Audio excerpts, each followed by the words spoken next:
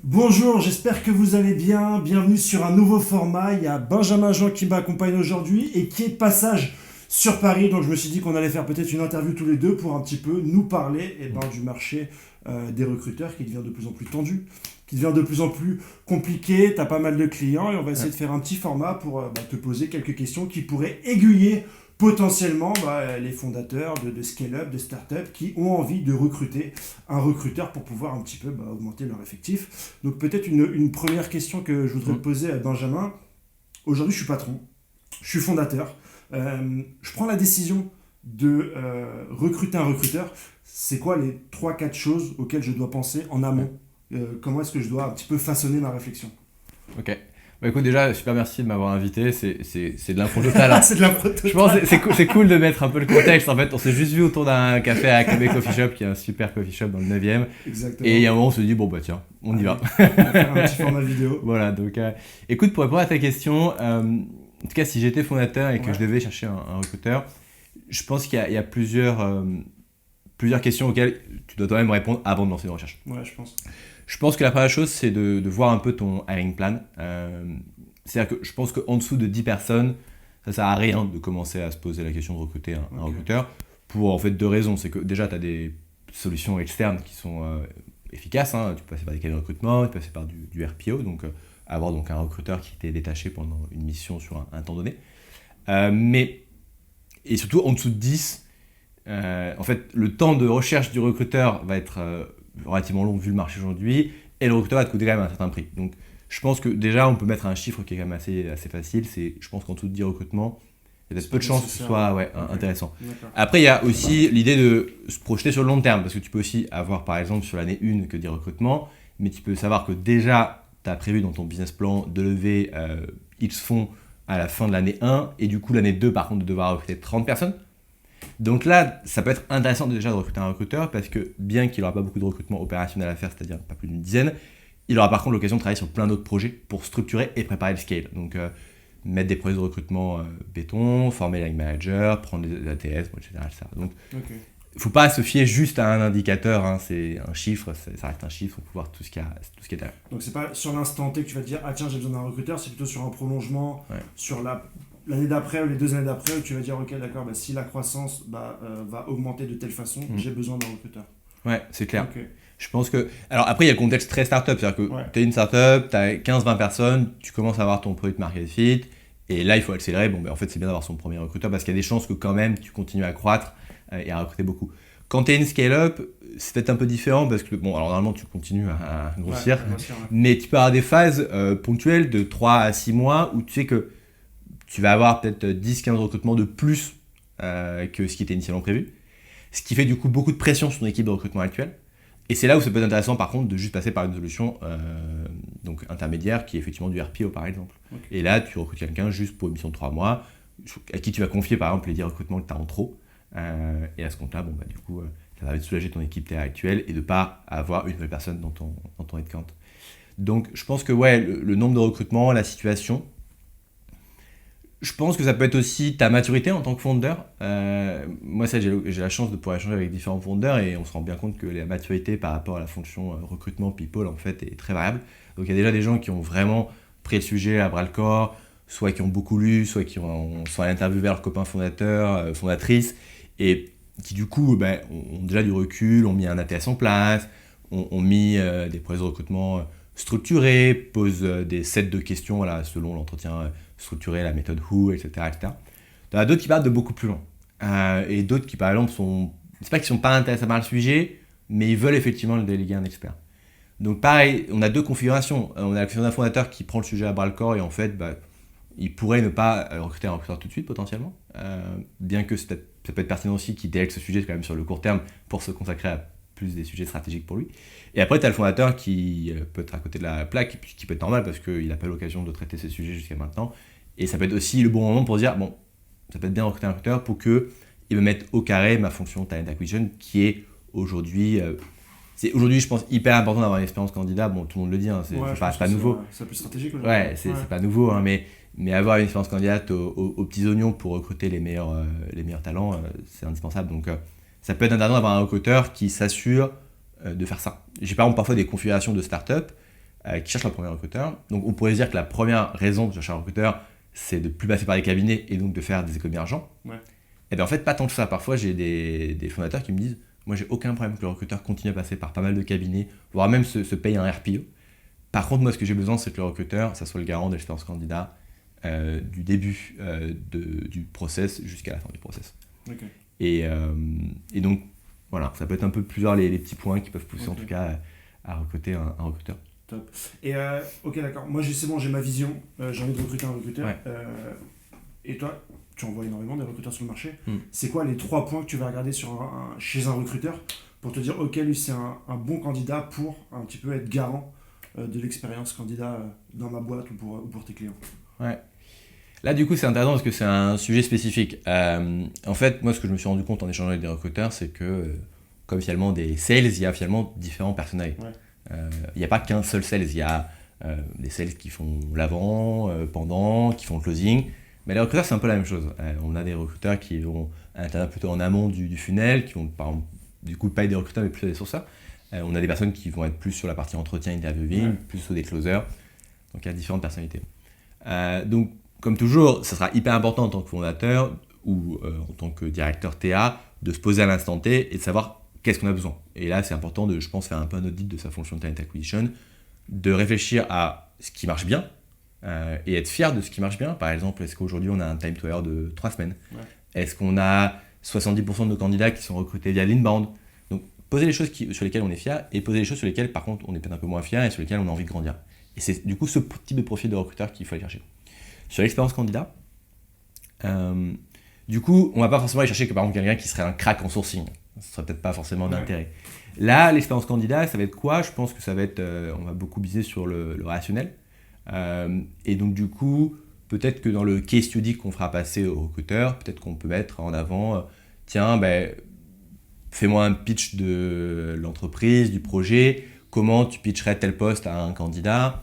Je pense que ça peut être important parce que ça fait partie de l'expérience candidat. Et après, effectivement, peut-être challenger plus le candidat sur pour lui, c'est quoi une bonne expérience candidat, comment il la met en œuvre, et comment surtout il monitore une bonne expérience candidat. Parce qu'en fait, une expérience candidat, on peut le monitorer via un NPS. Tous les recruteurs ne le font pas aujourd'hui, et c'est normal parce que c'est pas forcément... C'est simple à mettre en place, mais bon, il faut le mettre en place. Donc ouais, en fait, je pense que pour un peu synthétiser, mais pour évaluer le niveau de maturité d'un recruteur sur l'expérience candidat, je pense que je pose une question sur est-ce qu'il a mis en place un NPS, s'il n'a pas fait, comment il penserait le mettre en place. Et pourquoi. Top.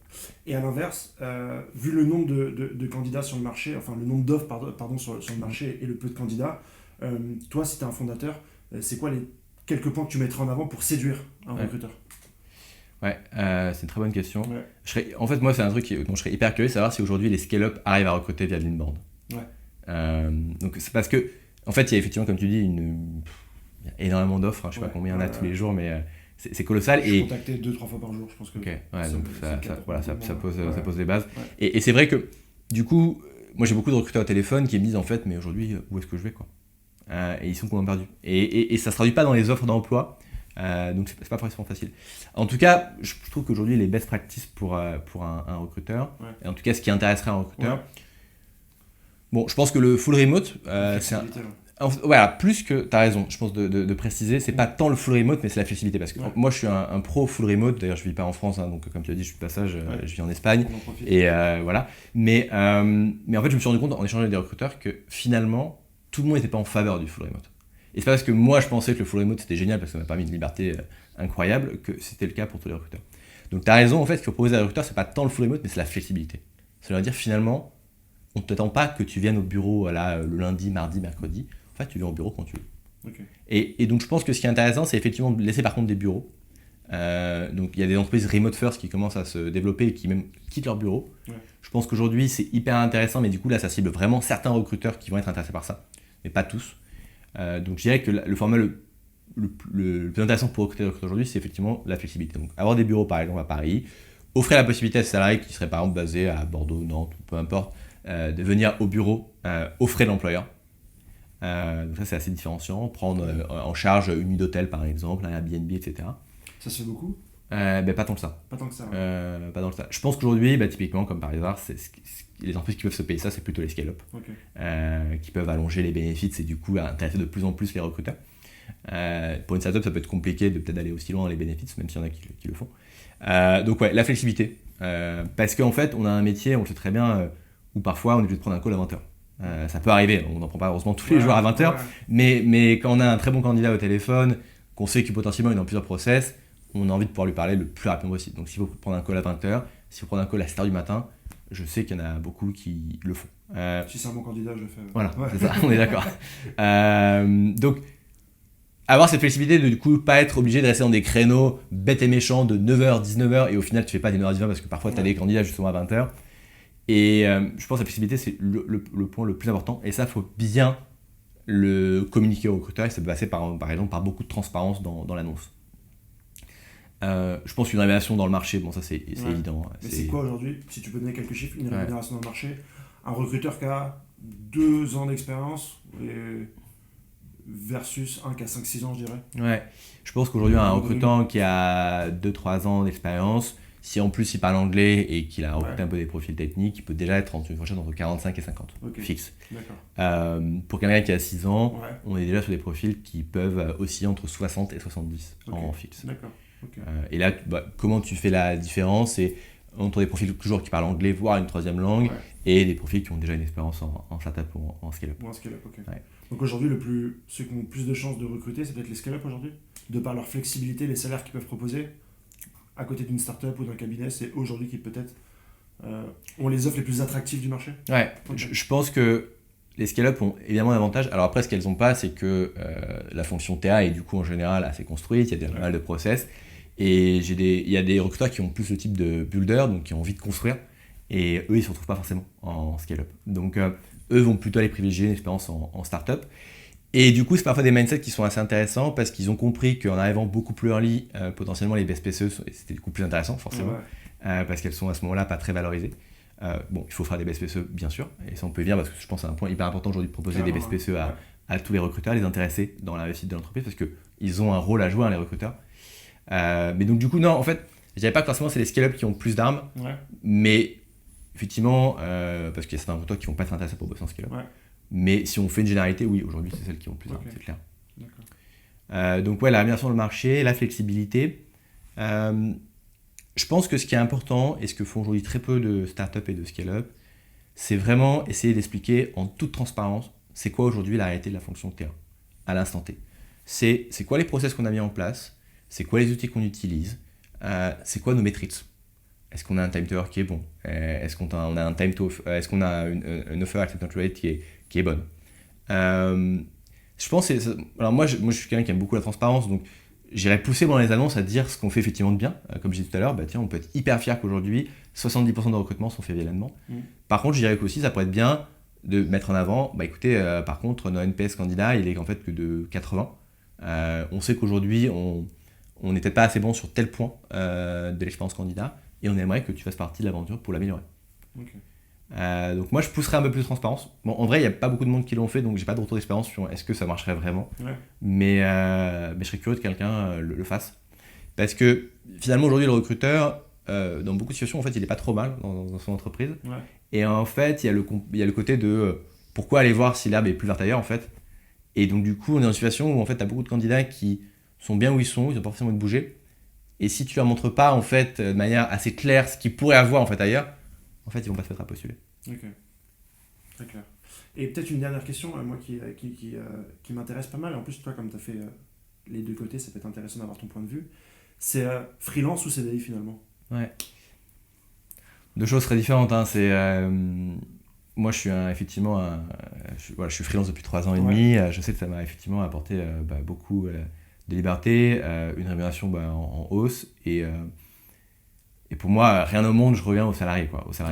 Mais je peux comprendre aussi qu'il y a des moments, par exemple, des situations de vie où, à un instant T, on peut préférer le salariat parce qu'on a un contrat, c'est plus sécure, on a une rémunération sur laquelle on a de la visibilité. Ça peut être plus simple pour avoir un crédit pour la banque. Donc, voilà. Et c'est vrai que dans le cas des startups et des scale-up, c'est que en CDI que normalement on va avoir des BSPCE.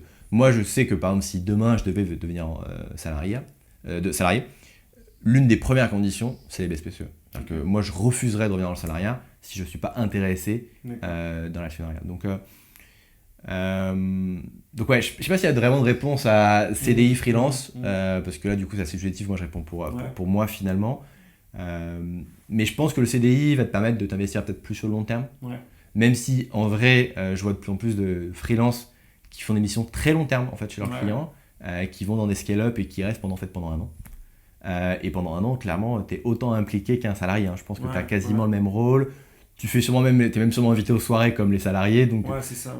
Il n'y a plus de différence. Finalement, aujourd'hui, on va plus dire je te parle différemment parce que tu es freelance ou parce que tu es. Je pense que ça, en tout cas, dans les startups et les scale-up, je trouve qu'on a bien grandi sur ce sujet-là et qu'il n'y a plus de distinction. Et du coup, en fait, c'est juste un statut, quoi. Ok, un statut, puis les BSPCE qui restent quand même. Ça par contre, que tu as effectivement que normalement en salariat. D'accord. Et un dernier conseil, si tu dois en donner qu'un seul pour les candidats, s'il y avait vraiment une chose qui t'agace, que tu vois régulièrement, ou un conseil que tu veux donner, ce serait quoi ? Vraiment, un conseil, c'est difficile, donc je vais quand même pas en donner quand même peut-être 2 ou 3.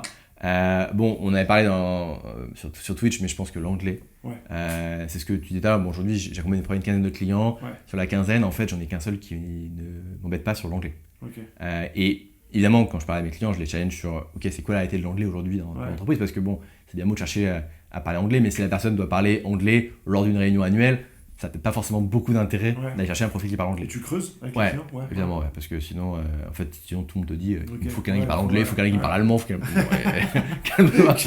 Voilà, on va voir où vous en êtes réellement actuellement. Et la réalité, c'est qu'il y a quand même pas mal de startups, même early, qui en fait, et ça je le voyais pas il y a 3 ans et demi, mais je le vois maintenant, qui commencent en fait la création de leur entreprise en parlant anglais. Donc la langue de travail est directement l'anglais dès le démarrage.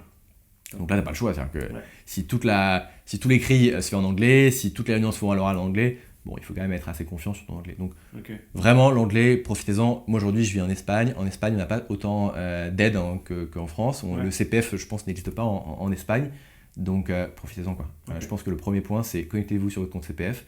Vous voyez le nombre d'heures que vous avez, utilisez-les. Parce que les cours d'anglais, je pense que c'est vraiment la base. Et en plus, après, c'est super cool pour votre vie perso. Vous partez en voyage, parlez anglais, c'est quand même plus sympa. Donc l'anglais, je pense que c'est hyper important. Je pense que quelque chose que je vois pas encore trop pour les recruteurs, et c'est quand même dommage, c'est qu'en fait, les recruteurs ne se parlent pas entre eux. C'est-à-dire qu'on est chez Content Square, on est chez Doctolib, on est chez Conto, mais est-ce que vraiment les recruteurs dans ces entreprises-là prennent le temps, peut-être une fois par mois, de se retrouver autour d'un café, faire connaissance ? L'idée, c'est, on sait très bien que chacun speak ses candidats, et c'est ok, c'est le game, hein, voilà. On va pas se mentir, mais donc effectivement, l'idée, c'est pas de dire aux copains recruteurs, bon, écoute, lui, tu peux le chasser, parce que de toute façon, on sait qu'il est parti dans 3 mois. Mais par contre, c'est échanger sur, ok, tiens, comment tu as optimisé Lever, comment tu optimises Greenhouse, pourquoi tu as fait tel choix sur ton process de recrutement. Tiens, nous, on cherche à construire notre MPS, comment toi, quelle décision tu as prise pour le construire. Et ça, je trouve que les recruteurs ne se trouvent pas assez ensemble. Et en fait, c'est con parce que je trouve qu'on a une communauté qui est quand même assez bienveillante. C'est pour ça que tu as créé Recruiter Kitchen ? C'est cette idée-là. C'était évidemment l'idée de Recruiter Kitchen. Et moi, du coup, je ne vis plus en France. Ludwig, avec qui on est sur Recruiter Kitchen, lui, il vit à Londres. Alors, il passe quand même pas mal à Paris, il essaie de faire un peu bouger les choses. Amélie, évidemment, avec qui j'ai cofondé Recruiter Kitchen, pareil, il n'est plus basé à Paris. Et en fait, avant, quand on était basés un peu tous les trois à Paris, c'est vrai qu'on faisait quand même pas mal d'événements physiques. Il y avait des cafés, des apéros, etc. et des confs. Et ça, je trouve que ça réunissait quand même pas mal la communauté. Je sais que Criteo avait fait pas mal ça à un moment aussi, les Talent Acquisition in the Real World, et c'était génial. Mais là, je trouve qu'à Paris, alors Conto, je crois, relance des trucs intéressants, et c'est cool. Mais je pense qu'il ne faut pas le faire juste une fois tous les trimestres, en fait. Je pense vraiment que faudrait que les recruteurs se rencontrent plus souvent. Et ça peut être en one-to-one. Avec le Covid, peut-être qu'il y a eu un frein. Évidemment, le Covid, ça a mis un gros coup de frein sur les événements physiques. Même post-Covid, on ne savait pas si c'était bien de se rencontrer autour d'un café. Alors même si on peut très bien se rencontrer sur un vidéocafé aussi, on n'est pas obligé de se voir physiquement. Hein. Moi j'aime bien les rencontres physiques, mais on peut très bien se voir en vidéo. Donc moi je dirais aux recruteurs, networker. Franchement, n'ayez pas peur, ça coûte rien de taper à une porte d'un autre recruteur, il ne va pas vous manger normalement. Et prenez-vous 1 heure, peut-être 15 beaucoup, mais peut-être prenez 30 minutes pour faire connaissance. Dites-vous, tiens, il y a un sujet que j'aimerais bien qu'on puisse évoquer ensemble, ça te dit, on prend ça et on en parle. Et prenez vraiment le temps de rencontrer vos pairs, parce qu'en fait, on a une super communauté. Je trouve qu'on a un bon niveau en France, là. Donc, profitez-en, quoi. Donc oui, effectivement, il y a des communautés, il y a Recruiter Kitchen, il y a le Discord de Sauceur, non peut-être, mais je trouve que moi, en fait, quand je parle des recruteurs, j'ai l'impression qu'ils sont seuls, en fait. Et du coup, quand je leur demande comment faites-vous vos veilles, en fait, ils me parlent de leur veille sur les métiers qu'ils recrutent, mais ils me parlent jamais de leur veille sur leur métier qu'ils font. Et alors, je peux comprendre que c'est peut-être chiant d'écouter des podcasts, de lire des articles de blog, bon, voilà, ok, mais à ce compte-là, au minimum, aller rencontrer des gens, quoi. Donc, on a fait du networking, l'anglais, et je pense pas mal, quoi, de petits conseils comme ça. Ouais, tu m'étonnes, c'est hyper intéressant. Merci en tout cas d'avoir joué le jeu et d'avoir répondu à mes quelques questions. Benjamin Jean, si vous êtes fondateur de start-up, si vous êtes une scale-up et que vous voulez recruter les meilleurs recruteurs, n'hésitez pas directement à prendre contact avec lui. Je suis très content d'avoir fait cette interview avec toi. Clair, ça me fait plaisir. Ouais. Et je vous dis à la prochaine, les gars. À la prochaine. Ciao.